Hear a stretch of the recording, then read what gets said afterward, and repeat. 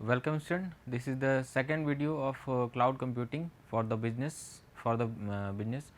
तो आज हम लोग क्लाउड कंप्यूटिंग के कैरेक्टरिस्टिक्स के बारे में पढ़ेंगे. Myself Pankaj Kumar, working as a assistant professor in Lal Bahadur Shastri group of institute in the department of computer application. तो आज हम लोग क्लाउड कंप्यूटिंग के बारे में पढ़ेंगे. पहले इसको एक बार फिर से रिवाइज कर लिया जाए, क्लाउड कंप्यूटिंग होता क्या है, फिर NSIT ने क्लाउड कंप्यूटिंग के बारे में क्या डिफाइन किया, और लास्ट में हम लोग इसे कवर करेंगे characteristics of the cloud computing. ठीक है.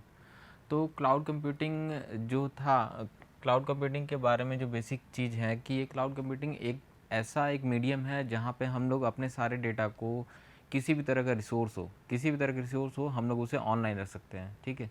जैसे कि आप यहाँ देख सकते हैं कि आपको ये दिख रहा होगा एक इमेज.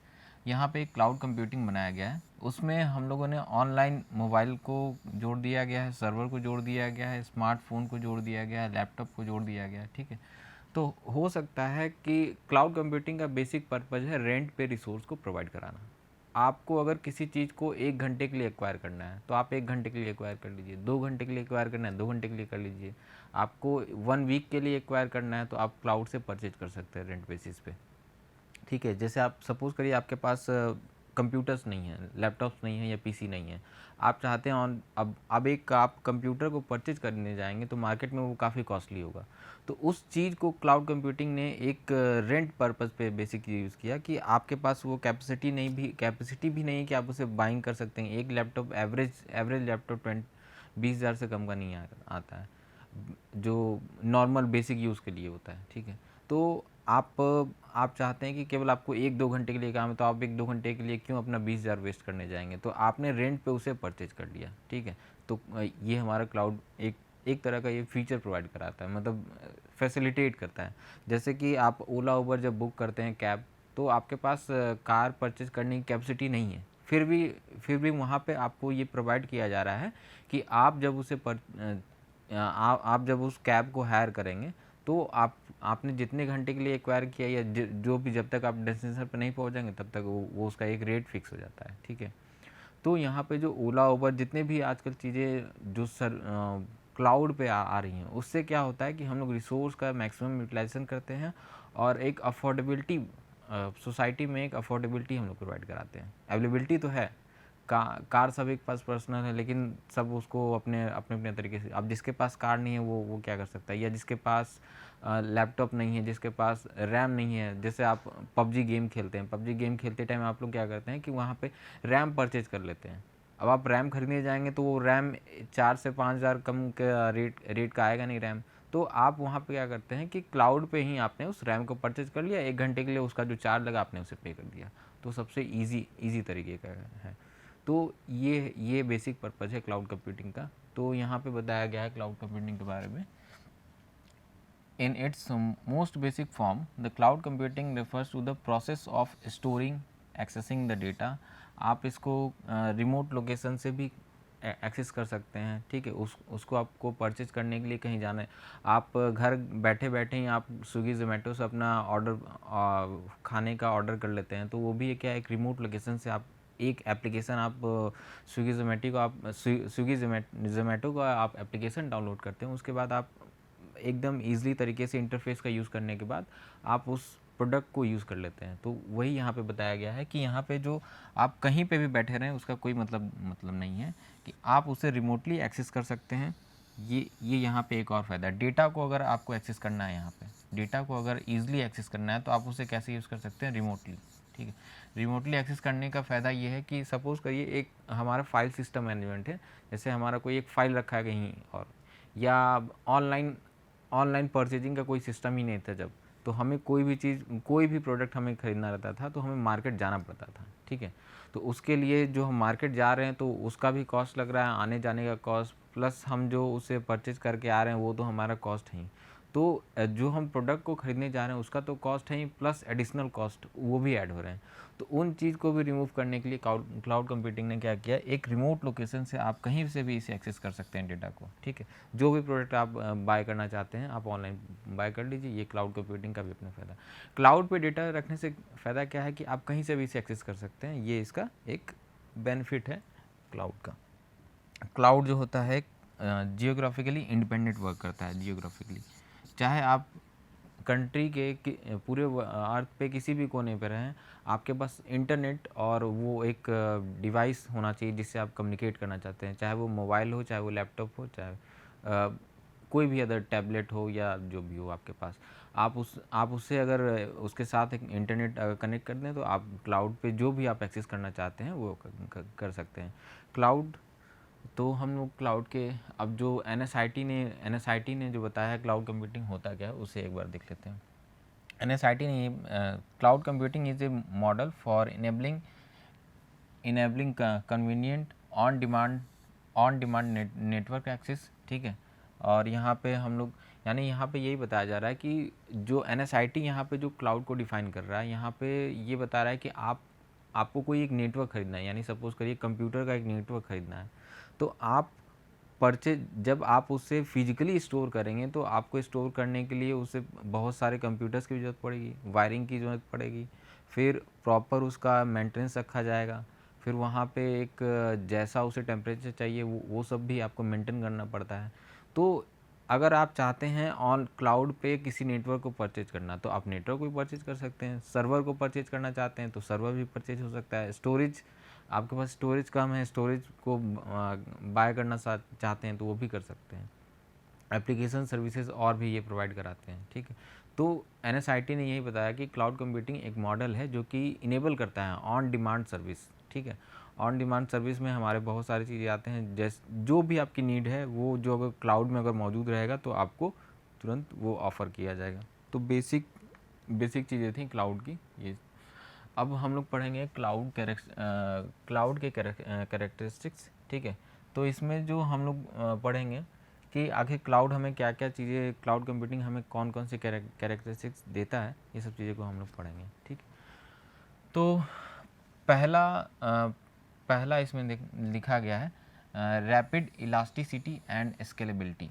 रैपिड इलास्टिसिटी कहने का मतलब ये है कि आप आपने कोई कंपनी ओपन किया है, तो हो सकता है कि आज मतलब कुछ दिनों पहले आपने कंपनी स्टार्ट किया, तो वो स्टार्टिंग में आपके पास उतने कस्टमर नहीं हो सकते हैं, तो जैसे जैसे आपका डिमांड बढ़ेगा वैसे वैसे आप अपने डिमांड को इस क्लाउड कंप्यूटिंग पे या जो भी आपको रिसोर्स चाहिए उस प्रोडक्ट का रिक्वायरमेंट फुलफ़िल करने के लिए या कस्टमर के रिक्वायरमेंट को फुलफ़िल करने के लिए वैसे वैसे आप अपने कैपेसिटी को बढ़ाते जाएं। जैसे कि आपका जब जीमेल अकाउंट क्रिएट होता है तो आपको वहाँ पे 15 GB स्पेस प्रोवाइड कर दिया जाता है, फ्री एक्सेस, ठीक है।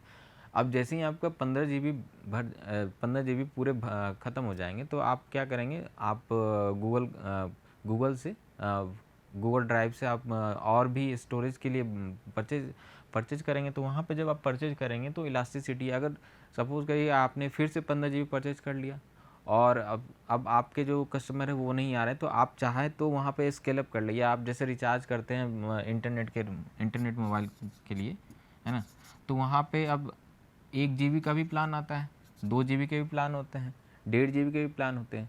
तो आपका जैसा मंथली जो कंजम्पशन है उसके अकॉर्डिंग आप अपना परचेज कर लीजिए, ठीक है। और 4G बूस्टर भी होते हैं। तो यही चीज़ बताया जा रहा है कि रैपिड इलास्टिसिटी है, जब आप चाहें जिस मोड में आप उसे कन्वर्ट कर सकते हैं। एक्सेसिबिलिटी, स्केलेबिलिटी मतलब कि अभी कोई जो है कंपनी जो है वो लोकली ऑपरेट कर रही थी। अभी जो कोई कंपनी है वो लोकली ऑपरेट कर रही थी, अब उसको क्या करना है, एक सिटी से दूसरी सिटी में उसे अपना ब्रांच लगाना है या अपने कस्टमर को बढ़ाना है या अपने रिसोर्स को बढ़ाना है। तो यहाँ पे ये स्केलेबिलिटी का मतलब ये है कि जब आप अपने रिसोर्स को जब आपने किसी भी सर्विस को आप अपना स्केल अप करना चाहते हैं यानी बढ़ाना चाहते हैं, तो आप यहाँ पे स्केलेबिलिटी, यानी आप इंडिया में बिज़नेस कर रहे थे, धीरे धीरे आपने सोचा कि हाँ अब मेरा बिज़नेस काफ़ी ग्रो कर रहा है, तो आपने अपने बिज़नेस को आगे बढ़ाने के लिए स्केलेबिलिटी यूज़ कर लिया। ऑटोमेटिक, जैसे ही आप कोई भी प्रोडक्ट यहाँ पे परचेज करते हैं तो वो एक जैसे आपने परचेज किया, ऑटोमेटिक आपके वो डैशबोर्ड में या अकाउंट में दिखा देता है कि हाँ आपने इतने अमाउंट का जीबी या इतने नेटवर्क, इतने सर्वर आपने परचेज किए, वो ऑटोमेटिक अपने आप एडजस्ट हो जाते हैं, ठीक है।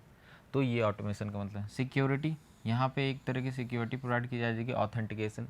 सबसे सबसे जो यहाँ पे मेन जो इशू है ये सिक्योरिटी का ही है। सिक्योरिटी में आखिर क्योंकि हमारे पास क्लाउड में रिसोर्स जो होते हैं वो शेयर्ड किए जाते हैं, हम चाहते हैं कि एक ही रिसोर्स को एक पर्सन ना यूज़ करके बहुत सारे लोग यूज़ करें, ठीक है। तो सिक्योरिटी का यहाँ पे एक इशू आता है, तो उस इशू को मैनेज करने के लिए यहाँ पे ऑथेंटिकेशन यूज़ किया जाता है। जैसे कि आप इसे समझते होंगे लॉगिन, आपके पास एक लॉगिन आईडी होती है, ठीक है, उसके करस्पॉन्डिंग आपको एक पासवर्ड दिया जाता है। जैसे ही आप इस लॉगिन हो जाते हैं तभी आप उस पर्टिकुलर सेशन को एक्सेस कर सकते हैं, ठीक है।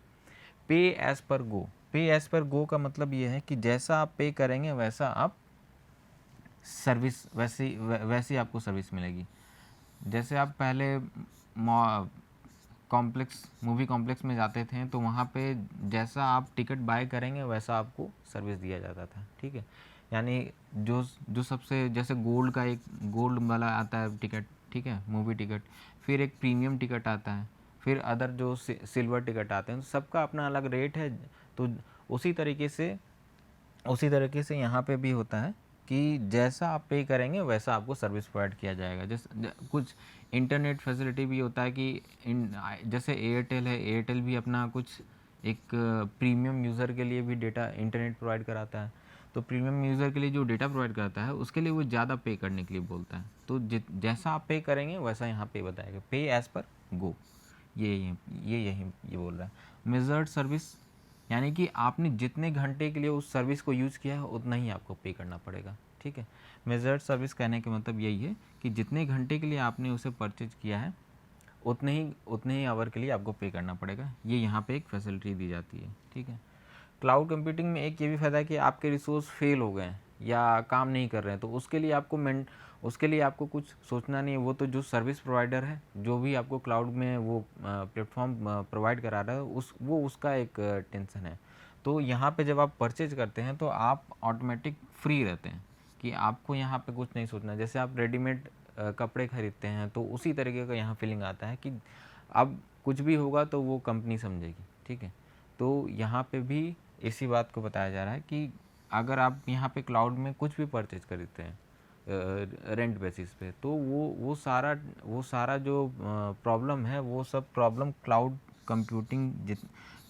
सर्विस प्रोवाइडर जितने भी हैं, जैसे कि गूगल हो गया, अमेज़न हो गया, फिर माइक्रोसॉफ्ट, आईबीएम, अलीबाबा, सेल्सफोर्स, ये जितने भी हैं ये सारे जो हैं क्लाउड कंप्यूटिंग सर्विसेज हमें प्रोवाइड कराते हैं। तो ये सारी चीज़ें हैं। फिर ब्रॉड नेटवर्क एक्सेस देते हैं कि कहीं से भी आप इसे यूज़ करिए, उसके लिए एक नेटवर्क बनाते हैं। फिर ऑन डिमांड सेल्फ सर्विस, जैसा आप इसे डिमांड करते हैं उसके अकॉर्डिंग ये सर्विस प्रोवाइड कराता है। फिर यहाँ पे इजी टू मेंटेनेंस होता है, अगर डिपेंड करता है कि आप किस तरह की सर्विस को एक्सेस कर रहे हैं, ठीक है। आप एक यहाँ पे होता है आस, एक होता है पास और एक होता है सैस, ठीक है।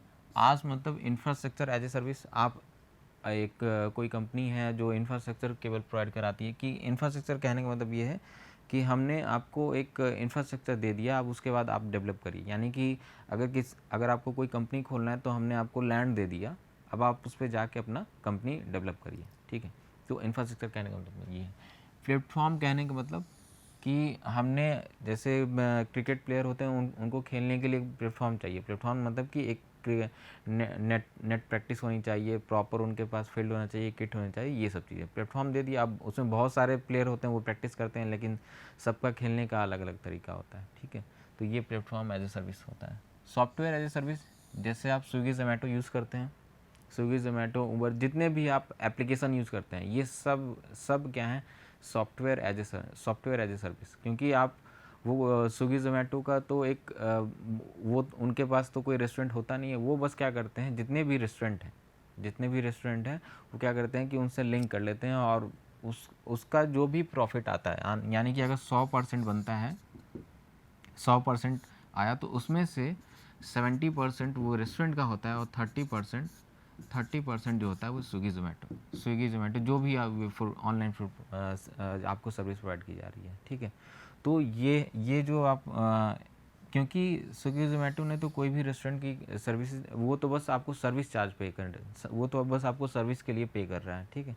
तो ये चीज़ यहाँ बताया गया कि यहाँ पे इजी टू मेंटेनेंस होता है। रिसोर्स की पूलिंग, रिसोर्स पूलिंग कहने का मतलब ये है कि जैसे ही आपने कोई एक कैब बुक किया, कैब जैसे ही आप बुक करते हैं तो आप क्या हो जाते हैं, अब उसके लिए जो ओला या उबर जो भी आपने बुक किया, अब आपका हो जाता है उस पर्टिकुलर टाइम के लिए। जैसे ही आप उस कैब की सर्विस से मतलब उस जैसे ही आपकी वो कैब सर्विसिंग फिनिश हो जाती है तो उसके बाद वो दूसरा पर्सन उसे हायर कर लेता है, ठीक है। तो इसी को बोला जाता है रिसोर्स पूलिंग, यानी कि एक ही रिसोर्स को एक लोग ही नहीं यूज़ करेंगे और भी बहुत सारे लोग यूज़ करेंगे। तो ये चीज़ यहाँ पे समझाया गया, characteristics of the cloud computing, ठीक है। तो बेसिकली हम लोगों ने पढ़ा कि ये क्लाउड कंप्यूटिंग के कैरेक्टरिस्टिक्स क्या है, अब उसके बारे में एक बार फिर से डिटेल में हम लोग देख लेते हैं इसे। क्लाउड कंप्यूटिंग क्या करता है, हमें डिलीवर करता है ऑन डिमांड सर्विस। जब हमें जिस चीज़ की डिमांड हो उस चीज़ को प्रोवाइड कराना, ये क्लाउड कंप्यूटिंग का ऑन डिमांड सर्विस है। ऑन डिमांड सर्विस कहने का मतलब जब जिस चीज़ की डिमांड हो वही चीज़ उसको प्रेजेंट किया जाए, ठीक है। इकोनॉमिक्स में हम लोग पढ़ते हैं कि एक ही समय पे हर लोगों की डिमांड एक जैसी नहीं होती है, हर लोगों की डिमांड अलग अलग होती है। अगर एक ही टाइम पे सब लोगों की डिमांड एक जैसा आ रहा है तो ये काफ़ी रियलिस्टिक है, ठीक है। तो इसीलिए यहाँ पे बोला जा रहा है कि हर लोगों की डिमांड, यहाँ पे जितने भी लोग हैं हर लोगों की डिमांड एक जैसी नहीं हो सकती। अब सपोज़ करिए कि जैसे बारिश ज़्यादा हो रहा है तो उस केस में आप जो अफोर्डेबल हैं, जो लोग अफोर्ड कर सकते हैं, आने वाले समय में ये भी हो सकता है कि ऑनलाइन आप फ़्लाइट से आए जाएँ, प्राइवेट फ़्लाइट से आ जा सकते हैं। वो वही लोग कर सकते हैं जो अफोर्डेबल, जिनके वो रेंज में आएगा, जिनके परचेजिंग पावर में आएगा, ठीक है। तो आने वाले समय में ये भी हो सकता है कि ऑनलाइन आप फ़्लाइट भी बुक कर सकते हैं। वो भी किसके ज़रिए होगा, वो भी किसके ज़रिए होगा, एक क्लाउड कंप्यूटिंग के ज़रिए होगा। उस क्लाउड कंप्यूटिंग में भी हम लोग software as a service provide कराएंगे, ठीक है। अभी ऐसा है, अभी इंडिया के कुछ एरिया में जैसे बेंगलुरु साइड में भी ये पायलट प्रोजेक्ट पे चल रहा है कि वहाँ पे भी फ़्लाइट जो है ये जो ऑन डिमांड सर्विस पे ये क्लाउड कंप्यूटिंग के अकॉर्डिंग ये चल रहा है। तो वहाँ पे क्या है कि हम पायलट प्रोजेक्ट वहीं पे लगाते हैं, हम पायलट प्रोजेक्ट जो है वहीं पे लगाते हैं जहाँ पे उस सर्विस की डिमांड हो, है ना। बेंगलुरु साइड में हम लोगों ने अभी पायलट प्रोजेक्ट स्टार्ट किया। बेंगलुरु साइड में हमें पता है कि वहाँ के लोगों की परचेजिंग पावर क्या होती है, हाई होती है, ठीक है। तो इसी कारण से सबसे पहले वहाँ पे इम्प्लीमेंट किया गया। वहाँ पे इम्प्लीमेंट करने के बाद देखा गया कि उसमें क्या क्या दिक्कतें आ सकती हैं, ठीक है।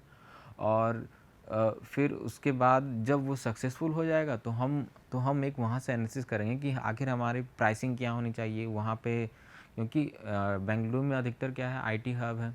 वहाँ पे अधिकतर एक इंडिया का ब्रेन ड्रेन एकदम पूरा रहता है। तो हमें वहाँ पे एक फेवरेबल मतलब एक जो हमें कंडीशन चाहिए उस कंडीशन में हमने उसको ग्रो करने के लिए दे दिया।